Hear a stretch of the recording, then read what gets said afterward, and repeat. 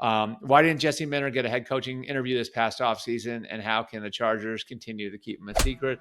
I did some research on this over the course of the last couple of days, and I think this is an interesting point to make. So over the last 4 coaching cycles, there have been only 3 hires of first-time defensive-minded head coaches who weren't ex-players. 3 and 4 cycles. That's the category that Jesse Minter's in, right?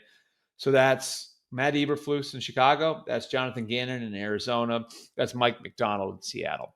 So it's harder for guys with Jesse Minter's profile to get shots as head coaches. That's natural. That's just the way the league has gone. But I do think there's one name there that can really help Jesse Minter, who's very, very highly thought of on Jim Harbaugh's staff, very, very highly thought of in league circles. A lot of the front office people who watched Michigan's defense in 2022 and 23 that were scouting their players were impressed with what they saw.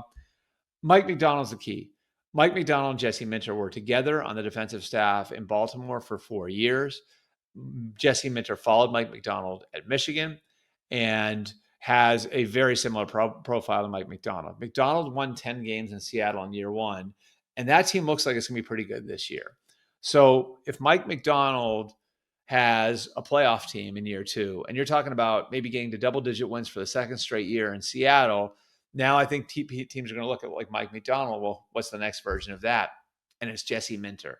So I think Jesse Minter is very, very capable. It's just going to take an owner thinking outside the box and what could put Jesse Minter inside the box a little bit more, so to speak, and allow for owners to wrap their arms around the idea of hiring a guy like him.